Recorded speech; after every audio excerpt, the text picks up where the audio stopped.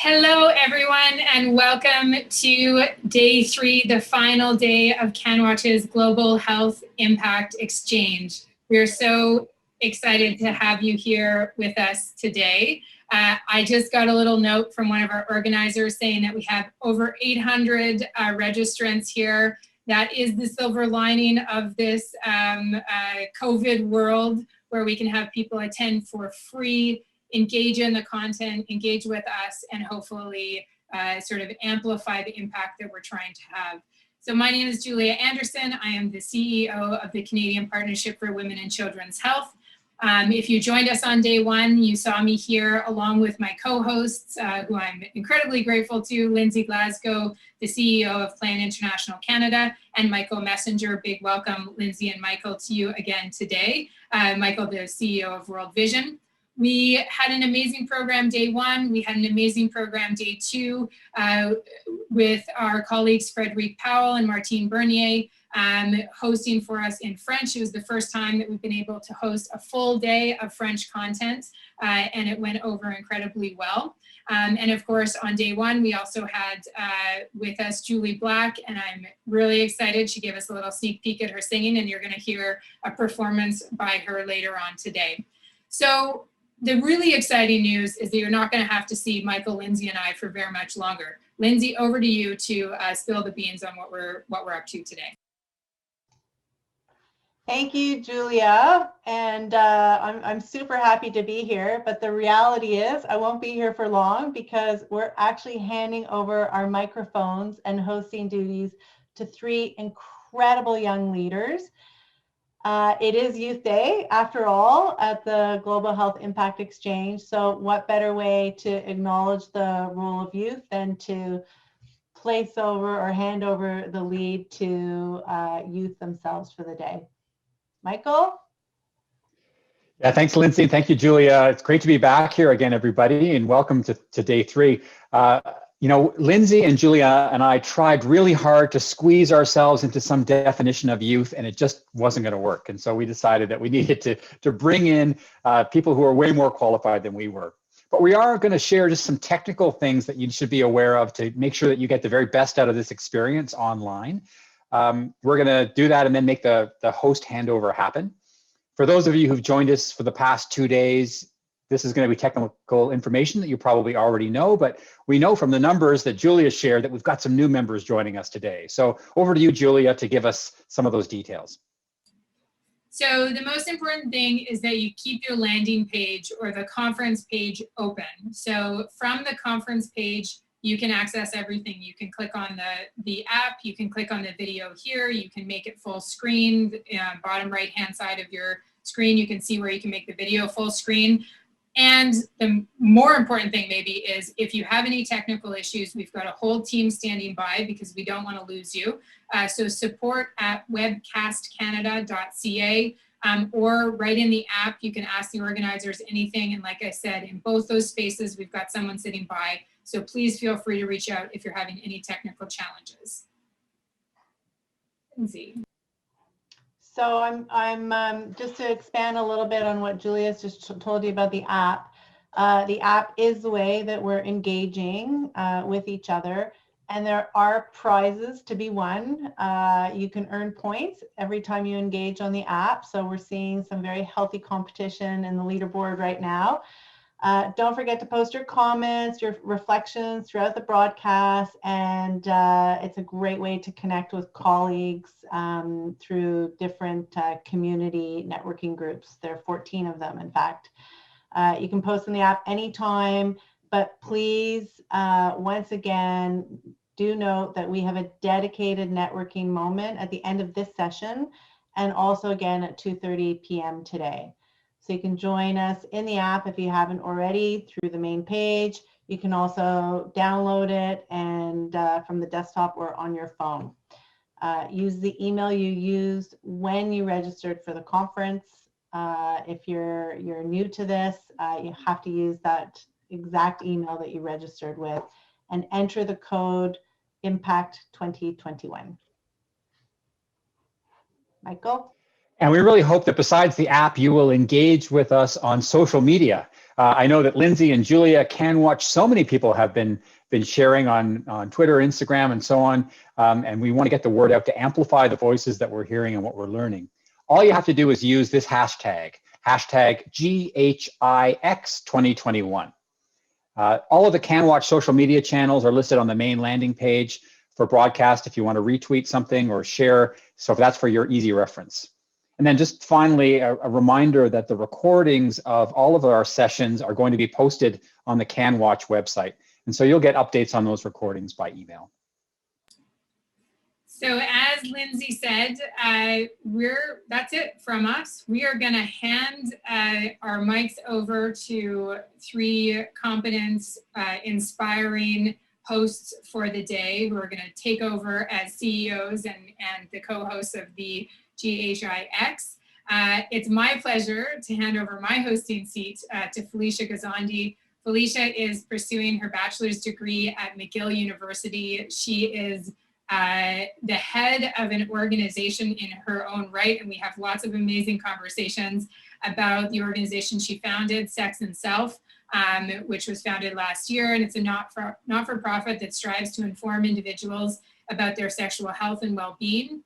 And we're talking a lot about the expansion of that whole not-for-profit and where she's going, and I hope that she gets to share a little bit about that as she's asking questions and engaging with our co-hosts. So big welcome. I think Felicia's coming on the screen. And Lindsay, I hand it over to you to hand over your mic. So I'll be handing over my mic and hosting duties to Reha Sharif. Reha is a second year student at the University of Regina, completing her Bachelor of Arts. Reha has also founded an organization. She continues to lead the University of Regina Champions of Change Club. After a half a year of collaboration and discussion between Reha's club and the school administration, the university actually agreed to implement 12 permanent dispensers of free period products in the women's and neutral washrooms, which is a huge investment in gender equality on campus. So extremely inspiring results of the club. Ray has appeared in, or on, I should say, network news shows. She's also featured in several articles, gaining provincial and even national attention for her cause. I personally met Reha when she participated in Plan International Canada's program called Girls Belong Here. And it's a program where we do seat shares as CEOs with youth.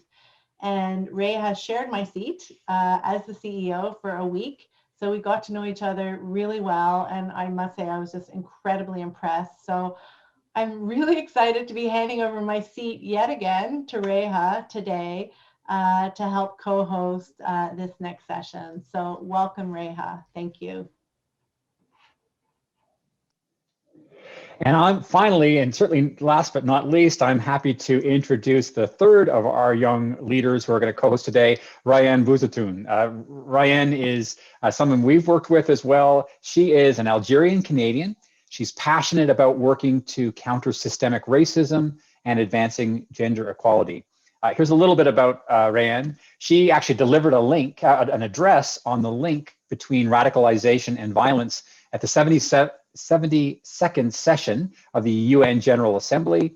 She served as an inaugural member of the Prime Minister's Youth Council, a variety of other things. In 2019, she worked alongside youth in northern Ethiopia to improve children's and women's health and rights as part of the Born on Time program, something that actually is going to be featured in one of the breakouts later today.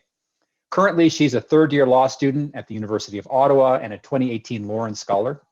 Previously studied at the Collège de Maisonneuve in Montreal, where she is a longtime active member and past chair of the Forum Jeunesse de Saint-Michel. Wow, these are amazing leaders. Welcome, Ryan, and all of you. And I am very excited to let all of you go. Thank you so much for taking the time and introducing us so graciously. Have fun at the spa, rejuvenate yourselves, get some of that youthful energy back, and we'll take the lead. Thanks. Thank you.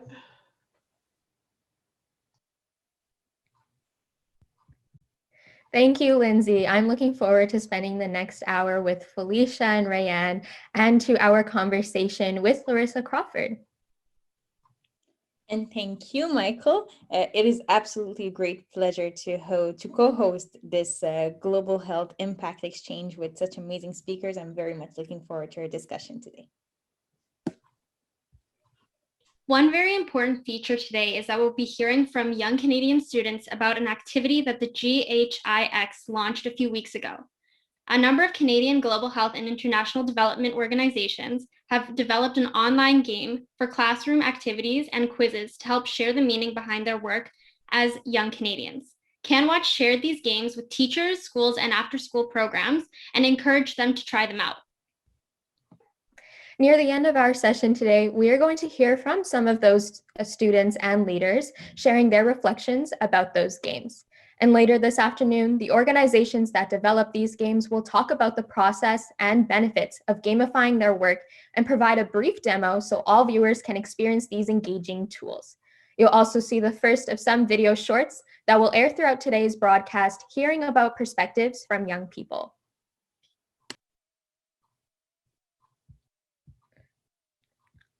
Rayanne, you're mute. I'm very sorry. The technical issues and stuff. I'm very sorry. Okay, so first of all, I'm very honored to introduce remarks by Willow Allen. So Willow Allen was a social work student at Graeme McEwan University in Edmonton when she signed with Mode Modeling Agency. She hopes to work with Indigenous people who are struggling with addictions and trauma from residential schools. We invite everyone today to take note of the traditional lands from which you're going to join us today and to share it on the app's general discussion board.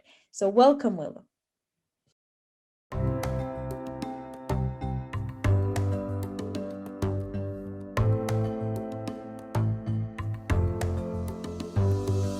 Pregnancy is the biggest issue facing adolescents in my community. So actually advising them on if you don't want to get pregnant, there's a safer way, safe sex. There is condom.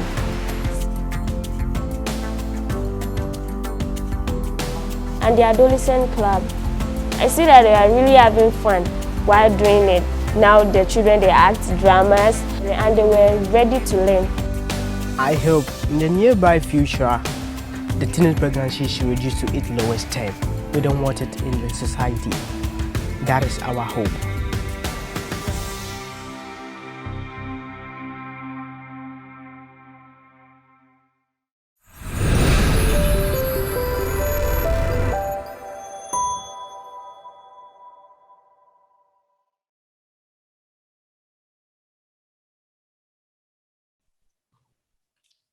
All right, thank you so much, Willow, for your beautiful words and your emphasis on resilience within the Indigenous community. I think it was very moving and just very, very important to acknowledge the systemic barriers that a lot of Indigenous folks face.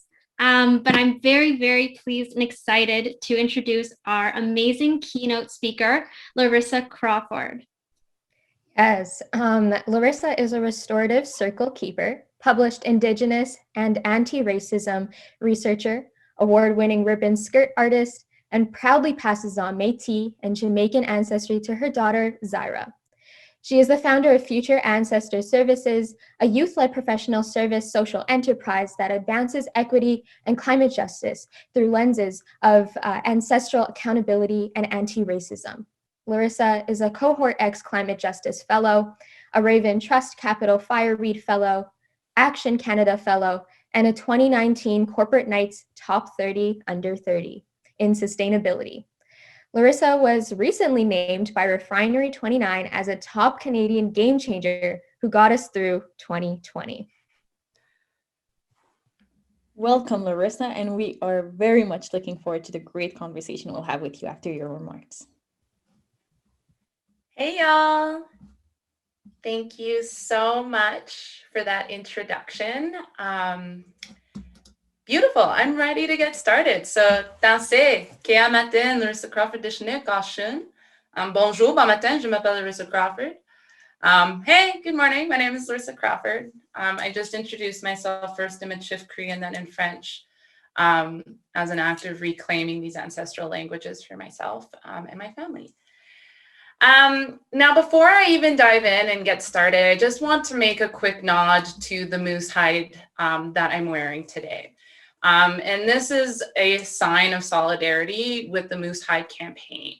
And it's exciting because tomorrow there's actually going to, they're going to be leading a sun up to sundown fast. Every year, Moose Hide campaign seeks to encourage and challenge men and boys to fast to end violence against women, two-spirited and non-binary peoples and children in this kind of one-day fast. And so Lisa is going to share a link to learn more. I'm going to be fasting tomorrow in solidarity with this campaign and with the boys and men who are choosing to fast tomorrow. And I really encourage you to explore taking part and challenging these norms and these barriers that statistically are reflected in violence against Indigenous women, two-spirited and non-binary people and children. So as for my presentation today, Miututaupi Bunsanti, asserting our needs for respect and healthy work. This presentation is going to lead into the discussion that I'm going to have with our three amazing hosts right after, where we're going to be talking about diversity in youth movement, youth-led business and corporate culture, the importance of self-care, what it means to be a leader, all of these different aspects of healthy work, and especially in the context of international development. My background is in international development. I'm really passionate about it. And we work a lot in the international development sector with global affairs and several contracts with global affairs, international NGOs working in the international development sector, but then also health and nutrition. And then a whole bunch of other different kinds of clients, student-led organizations who are doing this work. And so a lot of what I speak to today is going to be in response to what we're seeing across the board within this ecosystem of development, with emphasis on how can we be asserting our needs for respect and healthy work as we're doing this work to stay sustainable and to create actively inclusive and anti-racist workplaces. So if I'm going to go to the next slide, I'm going to start this off by sharing my out of office notification that is going out March 1st. Beginning March 1st, I will be transitioning to a 4-day work week and will no longer be accepting bookings on Mondays. I am I'm turning 26 on Saturday, and I've decided that this is a time where I want to look back on my life and I can say 26, that's the age when I chose to radically shift my understanding of productivity, my relationship to self, health, wealth, my daughter, family, community are better for it. Our work at Future Ancestors Services is deeply personal, and it can be as traumatic as it is rewarding.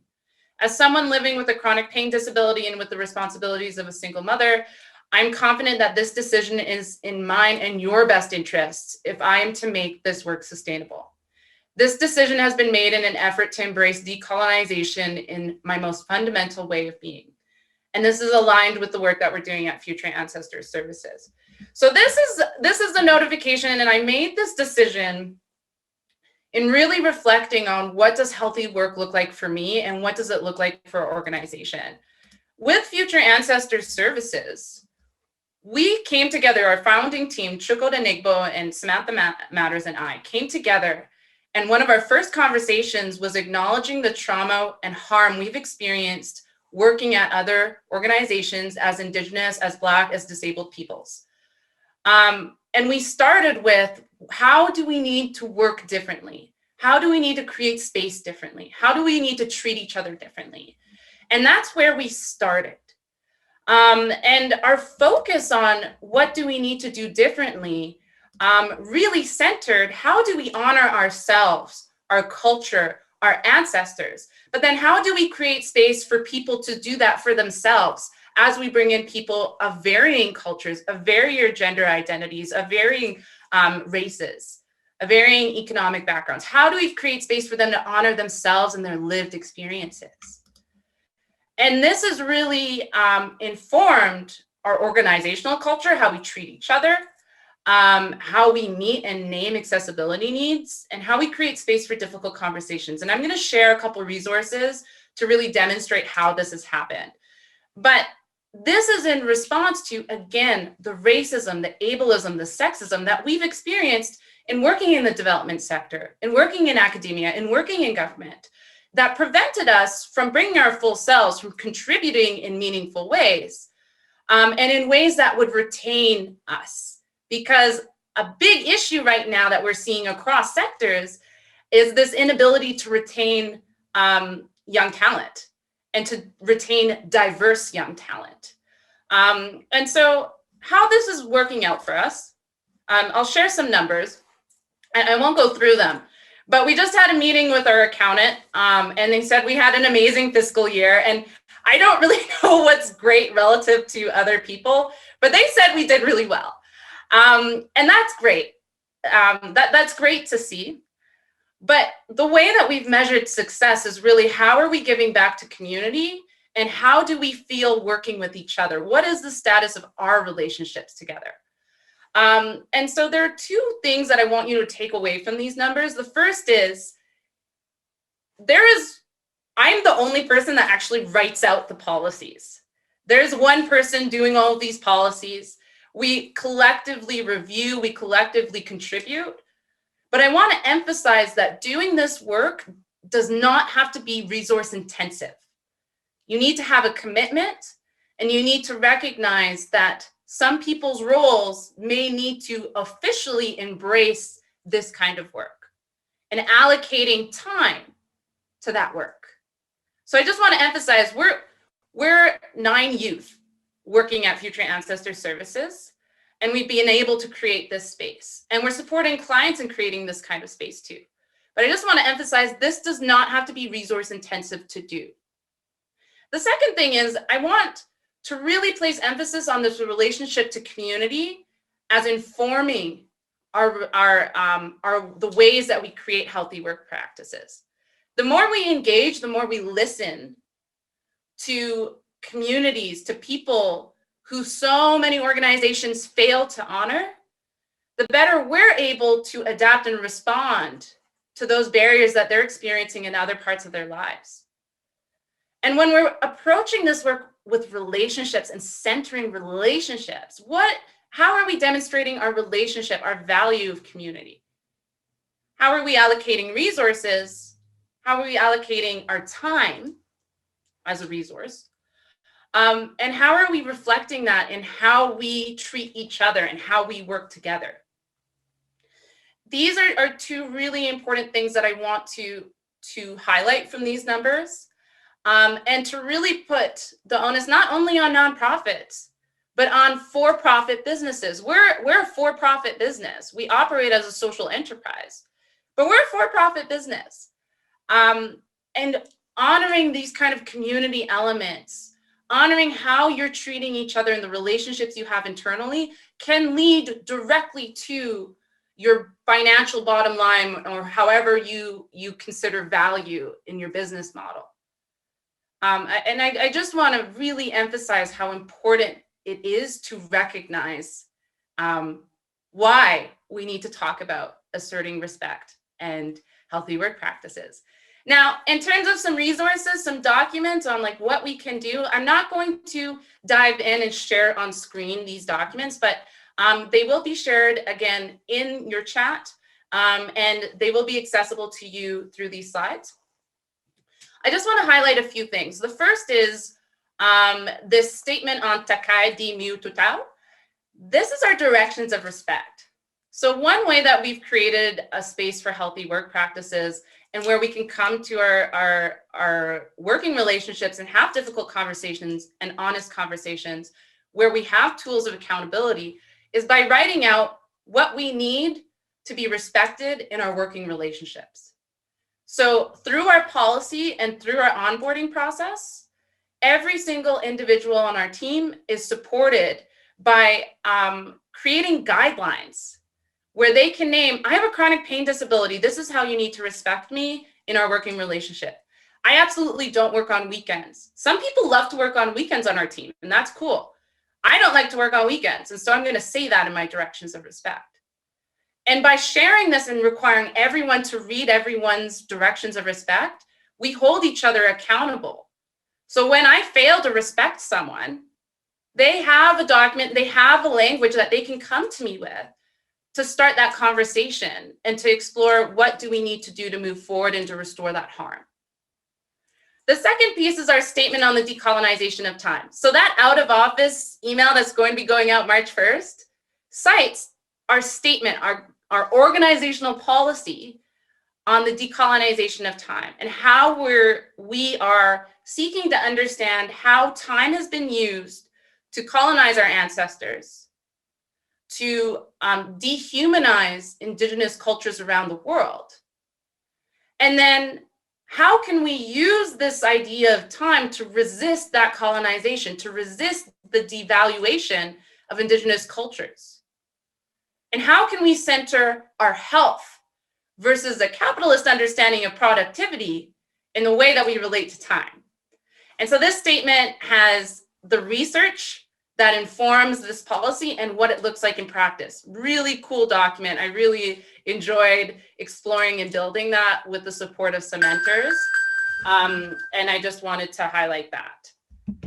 And then finally, there's a couple other further learning resources. Now, in terms of what to do and how to start doing this for yourself, I wanted to share 2 strategic planning kind of models that really helped us start doing and creating these policies with direction that centered relationships and healthy work practices. We started with, what do we want a relationship to look like with regards to money and donors? What do we want a relationship to look like to each other? What do we want a relationship to look like to community, to clients, to the organization? And in this table, we identify, what does success look like in these healthy relationships? And then from there, identifying, okay, if that's success, what do we need to walk away from? And then what do we need to walk towards in order to achieve that success, in order to honor the success we just outlined in this previous table? So I wanted to share these just because this is a decolonized approach to doing strategic planning where we're centering relationships and healthy work practices. So then we can identify, you know what, we should create a statement on the decolonization of time. You know what, we should get some directions of respect for everyone. This is where we can start with, what do we need to move forward? And that's it on my end. We're going to jump into discussion with the host, and I'll let the host lead that discussion. Thank you so much, Larissa. I think it's the best way to transition to this discussion. It was very interesting, and it's inspiring us with a lot of new questions that we hope we had that much time to discuss. So I was really interested, and I really related to what you were talking about when you were talking about the way we engage the community is going to shape the way we're going to respectfully respond to their needs afterwards. And the very importance of being flexible and being able to adapt easily to make sure that we know how to change our ways and our practices when needs be. And when we were preparing the questions with my co-host today for the discussion, we talked a lot about diversity in the youth movement, but we also talked a lot about the way even for like people from different backgrounds, when we work in a community, there's this very important need of being flexible. And in my own experience, when I was working in Ethiopia, I really loved the country because Ethiopians are very strong and they are very able to tell you, oh, well, this is not working for us. This is not how we do it here, so you should change it. And that made me feel very safe because I felt like someone was holding me accountable for the work I was doing. And I felt more safe to actually suggest something because I knew the community would answer back and tell me what's wrong. And that's exactly what happened. I came with a project, with an idea of what I was going to do. And then when I met with the students in different schools, the first thing they were saying is like, oh, but that's not our problem here. That's not the issue we face. We need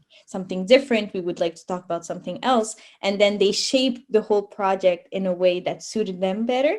And that made my own work even more even more pertinent to use French in there. So I was wondering, in your own experience, how was it, like, what are some experiences you had that made you develop that flexibility, and that showed you that sometimes, although we have all the best intentions on earth, if we are not flexible, we can't actually produce and achieve the results we want? So I'm starting the response. Great. Okay. Yeah, this is actually a really defining part of my life when I discovered this. So my first kind of experience with international work was when I started I was 17, and I started a fundraiser to travel and then start a library at a all girls school in Accra, Ghana, 10 hours out. And that really started me on wanting to do more international work. So I traveled and worked around the world. I lived in Istanbul for a while between 2014 and 2015 to work with refugees and study international law. And it was when I came back and I realized I have no idea what I actually want to do. I recognized, having gone to Istanbul and worked with all these refugees, that I actually wasn't the most appropriate person to be doing that. I didn't understand their needs. I didn't understand the context. And my skills weren't best aligned with the kind of service that I was providing. And then I had to sit and really think, why am I glamorizing international work in this way? Why am I coming to the work trying to fill a piece of me without coming to this work and having a strong sense of my own identity, my own cultures? And it was when I started going through that really critical self-reflection process, when I came back from my exchange in my third year of university, that I began to really acknowledge I have cultural worldviews. And that informs what I think community needs and what I don't, and like all of the gaps in my viewpoints and my perspectives. And so starting with that critical self-reflection, starting with really understanding, what is your cultural worldview? What is your culture? And really investing time and energy and reflecting on that before going out and doing this work allows us to come into that work more ethically, where we're not putting the onus on the communities we're seeking to serve to constantly adjust our assumption that we know what's best. And so I'll stop there, but that starting with that critical self-reflection was the biggest turning point for me to recognize maybe it's not best that I go in and work with these communities. I need to really understand myself and my cultural worldview, so I'm not causing harm despite having good intention, that my impact is not harm. Thank you so much. Thank you so much, Larissa. I think that you brought up some really great points about just your own self-value and just like reflecting on yourself. I think that holding yourself accountable is like the first step in order to engaging in the community. So thank you so much for bringing up that very important point. I wanted to open up the conversation on youth leadership, specifically on what a leader looks like to you. I think that there's a very centralized idea of what a leader should be like. There are these certain checkboxes that we need to fill out, like we need to have a certain skill set. We need to, quite frankly, have a certain identity in order to be considered a leader in a lot of spaces.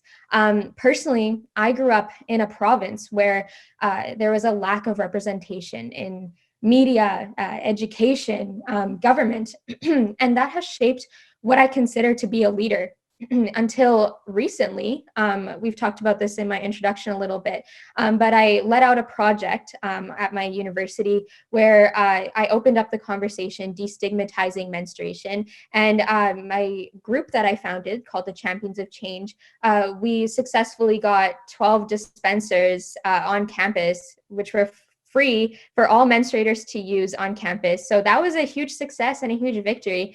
And that project has actually allowed me to kind of reflect on myself as a leader, because like I've mentioned, I've never really thought of myself as a leader. But from that success of that project, I've realized that a leader is not something that you need to check off from a certain list. It's embodying your community's values, as well as having the ability to amplify your community's needs. So I know that you have a lot of knowledge on representation as well as leadership. So I wanted to get your perspective on what it means to be a leader in that regard. Oh, y'all have some of the best questions and thought-provoking prompts that I've engaged with in a really long time. So thank you. I actually just tweeted this out this morning. I'm going to read it. I will treat people who hold powerful positions with respect and tell them no, like I do with their assistants, staff, or anyone else. Holding power is not necessarily a reflection of your worth, merit, and even skill. The most effective leaders I work with recognize this, and to further this point, this informs how they treat others and how they value others. So in a lot of my anti-racist research and a lot of my the investment I've placed in understanding systemic racism, I see power very differently, because so often a journey to a powerful position is defined by systemic privileging of certain world culture or worldviews and races. And so, and what we consider valuable skills and knowledge, what a society deems a valuable skill, a valuable knowledge. The most powerful and influential leaders that I know don't hold a powerful position, a formal powerful position. But they operate in recognizing when they treat the people around them with the worth, the merit that they deserve. And when they can see value in transferable skills and lived experience, they are truly the most effective leaders I've seen. Now, as a youth, and especially when I reflect on my time in government and in nonprofits and development work, I was almost always, actually no, I was always the youngest person, and I always had the least amount of formal education. So I only have an undergraduate degree. And so often I actually all the time, I was going in with the least amount of formal power. But it again, going back to that critical self-reflection, when I understand myself, my strengths, my weaknesses, when I understand how overcoming different parts of adversity in my life has informed my qualification to do work differently, they may not recognize that, but I've practiced in applications, in interviews, in conversations to explain how my lived experience is a qualification. And by doing that and asserting that in spaces where I don't have a lot of formal power, but where I recognize that I carry power in my lived experience, and I'm going to support them and those around me in understanding that value, I've seen the result of that being, well, consequences. I've been talked back to. I've been penalized by the people who have formal power by saying no. That's definitely, and I was prepared for those consequences, and I continue to try to be prepared for those consequences. But it really led to opportunities where I could be a leader without that formal power, where I was leading huge projects, where I was leading huge initiatives in research because of the way I came to that space and because of the way I asserted myself and didn't take no for an answer, but definitely handed it out enough. I think that that's one of the most effective ways and most transformational ways of leading, because not only are you creating space for yourself, but you're supporting others in shifting a mindset where they are better positioned to honor someone else who carries lived experiences when they come into that space. Where you're doing the work where by default, this workplace and these people are better positioned to honor and respect the diverse needs of people who are coming after you.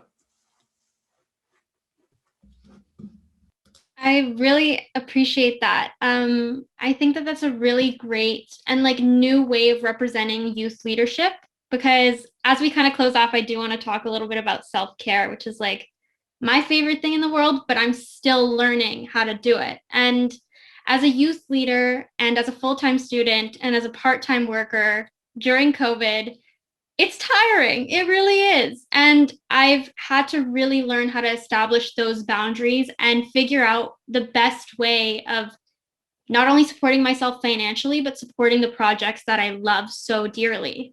And so, you know, recognizing that Zoom fatigue is real. Just because I don't move out of my chair doesn't mean I can't sit in it for 7 hours.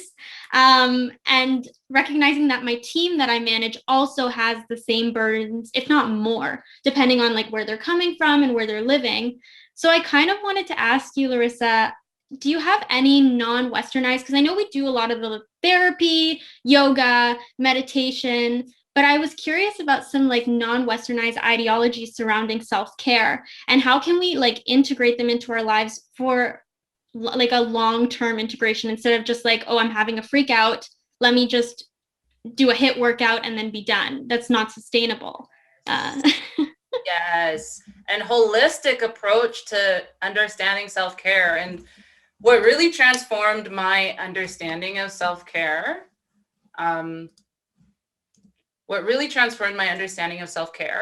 was when I brought into this idea of self everything that defines self. For me, that is the land, that is my community, that is my family. And bringing that into my scope of what self-care looks like to me totally opened the doors for so many more holistic approaches to understanding self-health. And I will say that I have not and am not always good at honoring my self-care. I'm not. I was diagnosed with my chronic pain disability when I was 23, and it required a major shift in my life. And I won't get into the details of what this disability looks like to me, but I will say that it was the hardest thing I think I've ever had to do, is to recognize, and I didn't expect to get emotional, but to recognize that these expectations of productivity, these expectations of how I need to be using my time all the time, is not sustainable, and it's actually not healthy. I've landed in the hospital several times now in 2 major surgeries because I pushed myself too far. And so for me, this idea of self-care is really, getting this disability has really helped me appreciate it more fundamentally. And I do my best to support others in not needing to get to this point in order to do that, to honor yourself. When I was pregnant, my body was a temple because there was this little human inside. And in a discussion with an elder after I had her, she asked me, well, why aren't you enough to continue these practices of treating your body like a temple? And that really helped me also understand that you can't just be doing self-care for everyone else, but you have to really recognize your inherent right to rest, your inherent right to care, to love. And I want to bring this conversation to one of the resources that are in your slide deck around reimagining care. It's one of the articles that is included on the slide where I talked about all those documents. I really encourage you to take some time to read that, because that is probably the most intimate interview I've done about self-care. And a few of my really concrete tactics that I've been able to find for myself are actively decolonizing my experience of time. I spoke to that. And again, you have a document to explain that thought process. Prioritizing land-based fitness. So part of the movement towards a 4-day work week was in recognizing that I want more time to be able to go on the land. And so a big part of that is creating space for this idea of self-care for me. And then advocating for change in the healthcare system. I've recognized that for me, self-care looks like naming my experiences and acknowledging it and advocating that these aren't only my experiences. I've experienced so much racism in the healthcare system. And this is something that brings me healing, is when I understand how this isn't only my experience.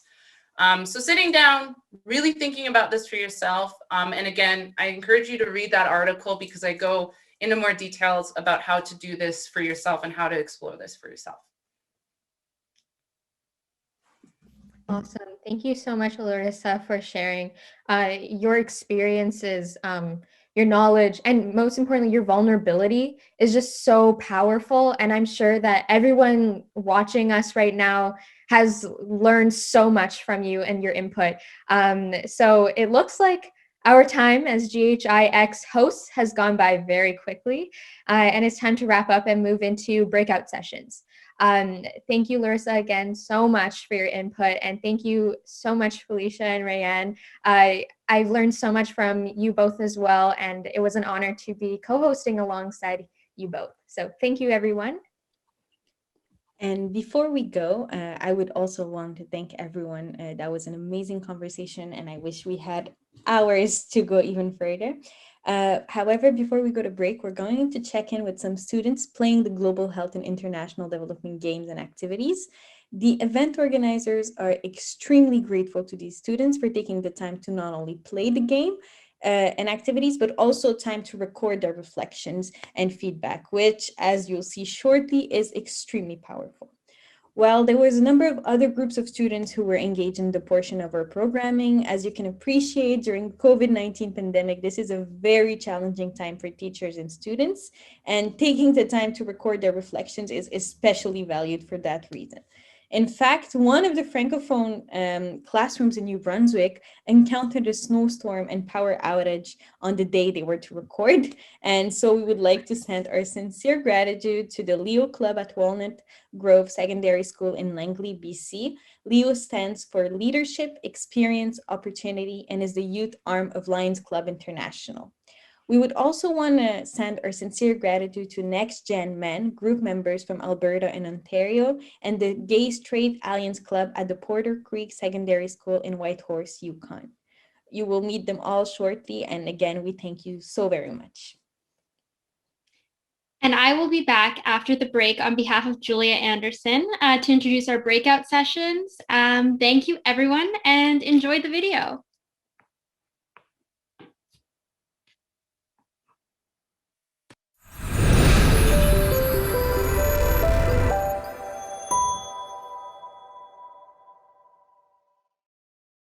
At my school, LEO stands for Leadership, Experience, and Opportunity, and it's basically the high school branch of Lions Club International, and we just do a lot of volunteer opportunities from different places.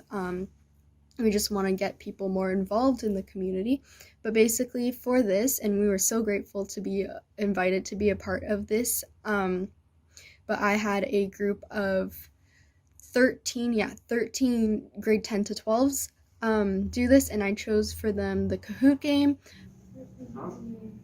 Okay, it's definitely not a. I just think an actual device. I just that's a phone. That's not the phone. Oh, it's definitely a wand. It's not wand, bro. It's like something magical. It's definitely like. Oh, it's rich. It's a red. Yeah, let's go. I don't know what any of these are. I definitely know. What? Let's hope it's blue. Look, the text is in blue. Let's go. This is the Porter Creek Secondary School GSA. Hi from the Yukon.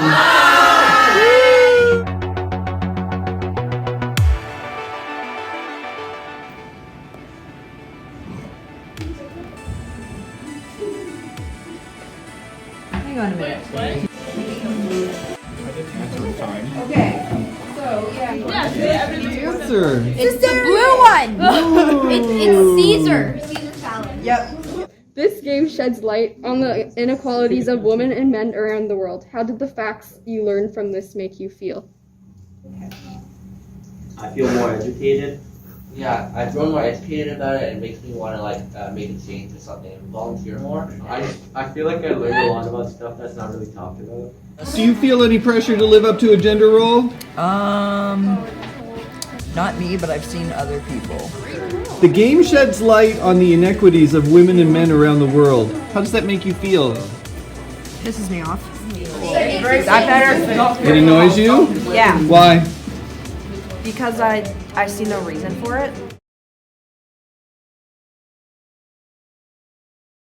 My name is Jonathan. I'm the youth program manager with Next Gen Men. This is Next Gen Men Boys Club. It's a group of young guys from both Ontario, Alberta, and I guess that's it. Well, I'm in BC. I'm actually a terrible driver. So. Oh my god. I think I should just quit. You have what it takes. No, I'm actually a terrible driver. Well, I can't drive. And I did it again. This is hard. Are you on the motorcycle round? Oh. Yeah. Oh my god. A mudslide. No, I keep crashing. Oh my god, the mudslides. Yeah, you gotta press that, the bike, to use Oh it. my god, I'm gonna die. I'm like hanging off a rope. I did not see this coming. Yes, oh yes, I made it. Oh, thank God. All right, guys. Yeah. Okay, we're not getting that. Quest journal. Oh my, that was How hard. did?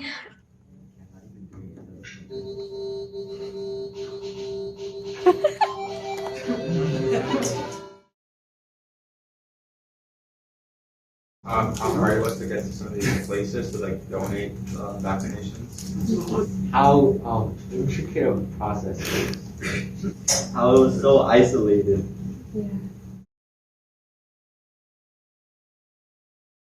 We need people to go on like humanitarian missions to reach these people because like donating is gonna do something, but we need people to actually go there. Better technologies like Yeah. planes stuff.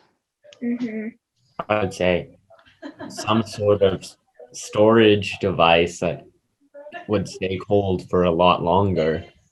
And also part of it isn't most of it isn't technologies. It's people don't want to spend the money to do it. Yeah, so true. Yeah. Anderson said better technology, and we didn't really go anywhere with brainstorming technology apart from dropping things from space, but it's a super good answer. And if we put our minds to it, I'm sure we could come up with like GPS technology and drone technology. And Ben mentioned cooling systems. There's lots of different ways that technology could help. And Ben sort of was talking about political will in terms of actually putting the effort into, like taking a stand against the eradication of different diseases.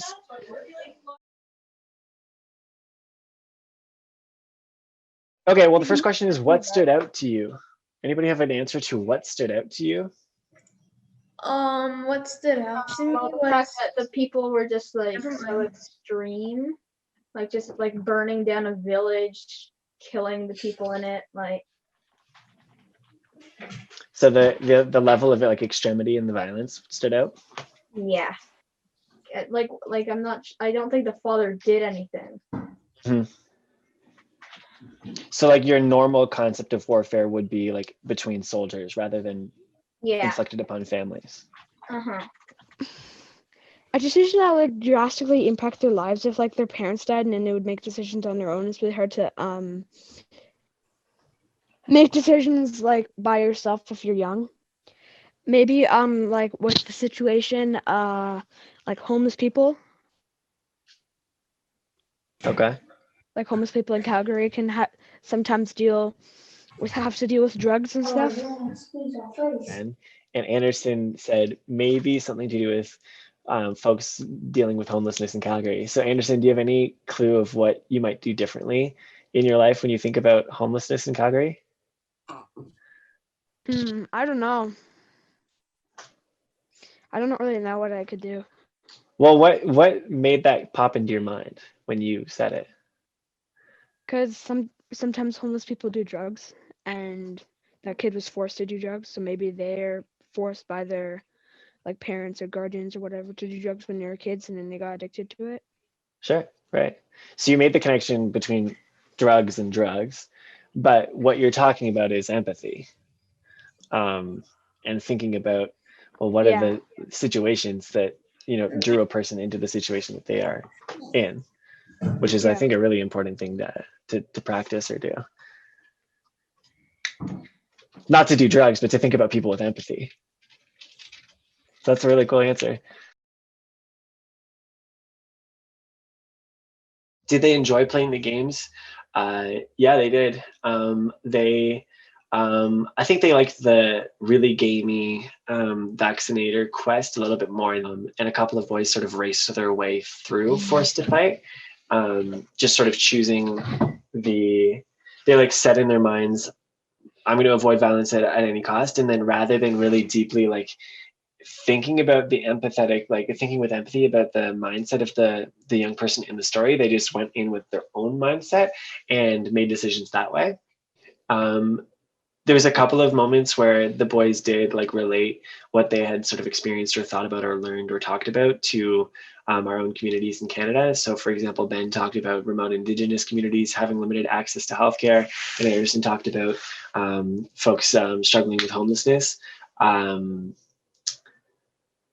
maybe being in situations where they didn't have as much choice as we might sort of assume. And so I think it's always impactful when, they can make connections that are a little bit more like directly relevant to themselves as young Canadians. And those connections are powerful connections, gain some empathy into some really different young people and different experiences around the world. I think it's just like valuable to have an opportunity to like pause and like, especially to have a resource to like look into this and to think about it beyond like news headlines, you know, or textbooks or like school assignments, but to like, play a game, you know, and have a discussion. Like those are pretty helpful in terms of like learning outcomes.